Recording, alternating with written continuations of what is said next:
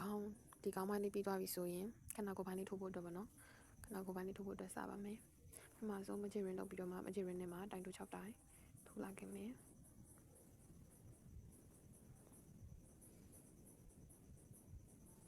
မချင်ရင်နဲ့မှတိုင်တိုး6တိုင်ထိုးလိုက်ပြီးဆိုရင်ကွင်းလေးကိုဆွဲစီမယ်ပြီးရင်ပထမဆုံးတိုင်တိုးရဲ့တိတ်မှာရှက်ကောနဲ့ချိတ်မယ်ပြီးရင်နောက်တိုင်တက်ဖို့အတွက်ချိန်တစ်ခါထိုးမယ်ရှက်ကောချိတ်ထားတဲ့အပေါက်မှာတိုင်တိုးတစ်တိုင်ထိုးမယ် sorry တိုင်ပွားထိုးရမယ်ပေါ့နော်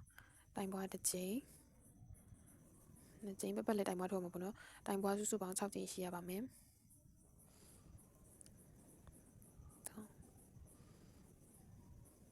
လေး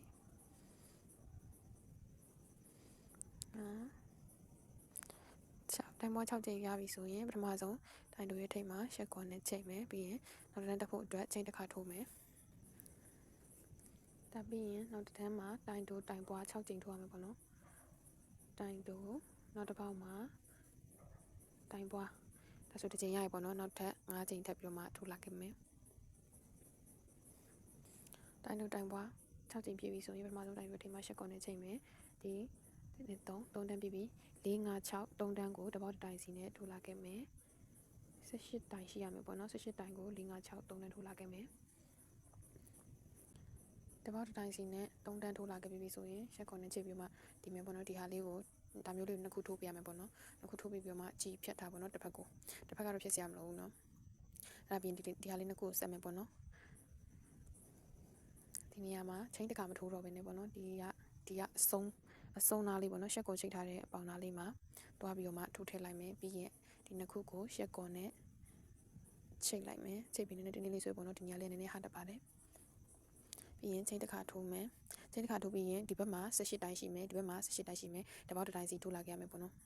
တစ်ခါထိုးပြီးပြီဆိုရင်တစ်ဖက်ကိုပေါ့နော်ခြေထောက်တစ်ဖက်မှာ18တိုင်ရှိတဲ့အတွက်တပေါက်တစ်တိုင်စီဆိုရင်18ဆို36တိုင်ရှိရမယ်ပေါ့နော်စုစုပေါင်းဒီရှက်ကောချိတ်တဲ့အပေါက်ကနေစပြီးတော့မှထိုးရမယ်နော်တပေါက်တစ်တိုင်စီထိုးလာခဲ့မယ်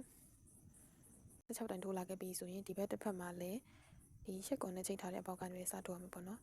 ဒီနေရာမှာနည်းလေးဟာတက်လို့နည်းလေးတင်းလေးဆွဲပြီးနော်ဒီကနေပြီးတော့မှ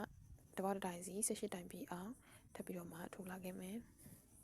တပေါက်တစ်တိုင်စီနဲ့18တိုင်36တိုင်ပြီးပြီဆိုရင်ပထမဆုံးတိုင်တွေထိပ်မှာရှက်ကောနဲ့ချိန်မယ်ဒီနေရာမှာလည်းတင်းလေးဆွဲပြီးမမေ့ပါနဲ့နော်ဒီနေရာလေးနည်းနည်းဟာတက်လို့ပါပြီးရင်ချိန်တစ်ခါထိုးမယ်ဒီတန်းမှာဆိုရင်1 2 3 4 5တိုင်တို9တိုင်ပြီးပြီဆိုရင်နောက်တစ်ပေါက်မှာတိုင်ပွားထိုးမယ်တိုင်တို9တိုင်တိုင်ပွားပေါ့နော်ဒါမျိုးကိုဒီအဆုံးထိပေါ့နော်တိုင်တို9တိုင်တိုင်ပွားကိုဒီအဆုံးထိ6ချိန်တီထိုးလာခဲ့ရမယ်ပေါ့နော်6ချိန်ကွတ်တီရှိရမယ်နော်ဒီ site တိုင်းလိုချင်နေဆိုရင်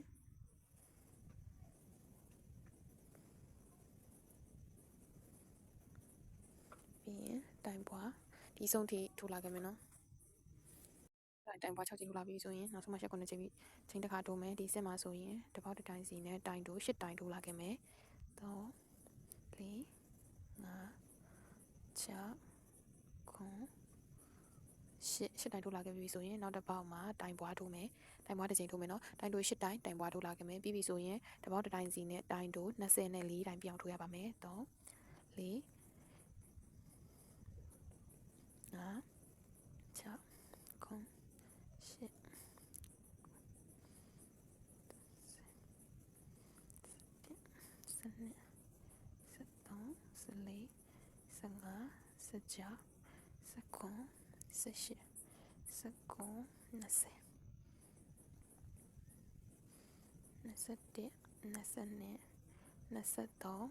6 24တိုင်ထိုးလာပြီးရင်နောက်တစ်ပေါက်မှာတိုင်ပွားထိုးပါမယ်တိုင်တိုး8တိုင်တိုင်ပွားတစ်ကြိမ်ပြီးရင်တိုင်တိုး24တိုင်တပေါက်တိုင်နဲ့ပြီးရင်တိုင်ပွားတစ်ကြိမ်ပြီးရင်တိုင်တိုး8တိုင်ထိုးလိုက်လို့ရှိရင်ဒီအတန်းကပြီးပါပြီ1 2 3 4 5 6 9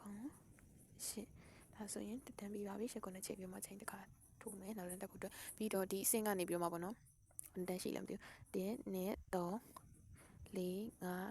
5 6 9 10ပြီဆိုရင်10ကနေပြီးတော့မှ12ထိကိုတပေါက်တစ်တိုင်စီထိုးလာခဲ့မယ်ပေါ့နော်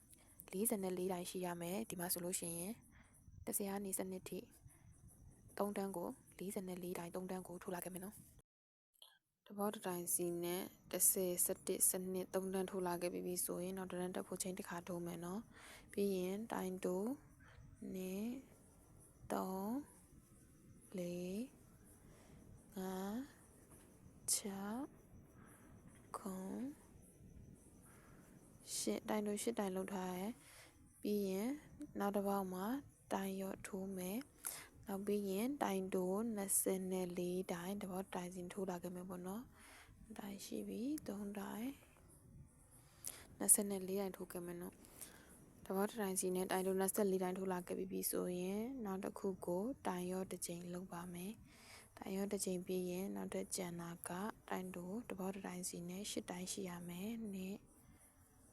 3 4 5 6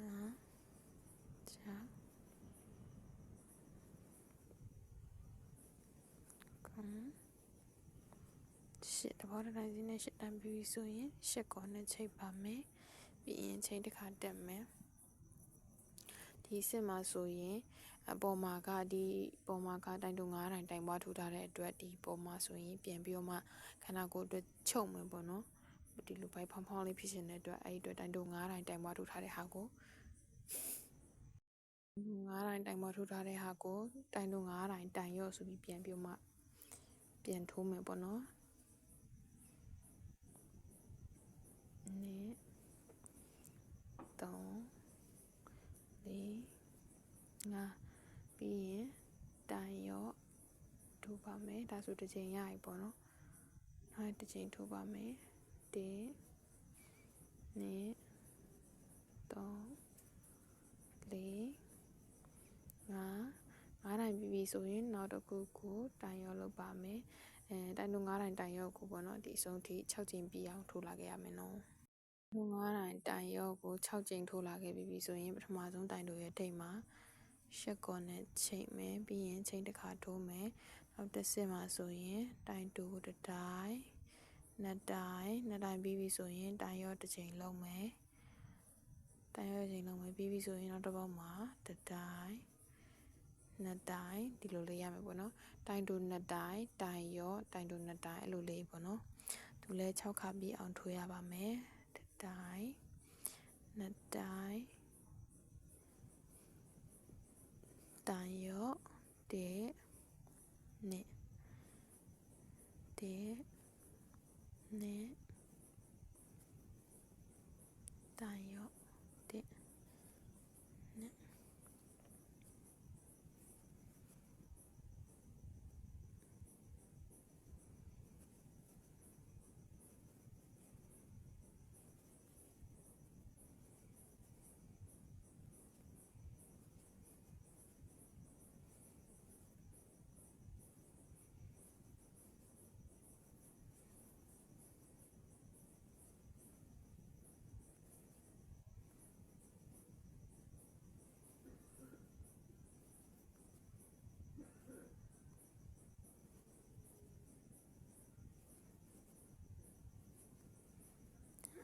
ကဲတိုင်းတို့နှစ်တိုင်းတိုင်ရော့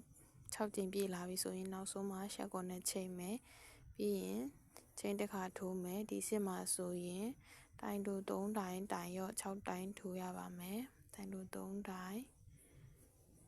တိုင်ရော့ဒါမျိုး6ချိန်ထိုးရပါမယ်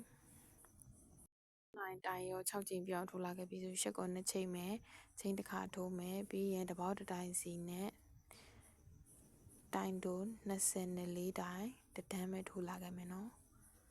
24တိုင်းရှိရပါမယ်ရှင်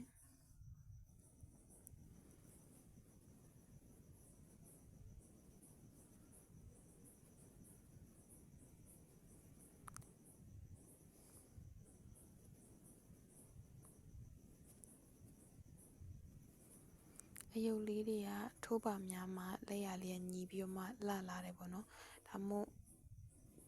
ညများလေးထိုးပြီးရင်လက်ရလေးကပို့ပြီးတော့မှတိုးတက်လာမှာဖြစ်ပါတယ်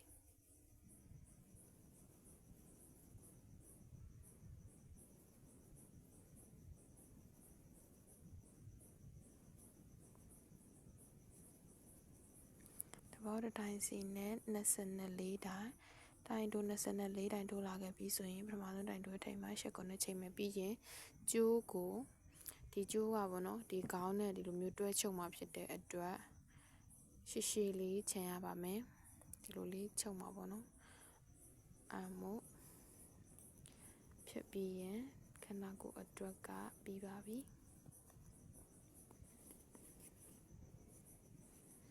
ဒါလေးတစ်ခုရပြီပေါ့နော်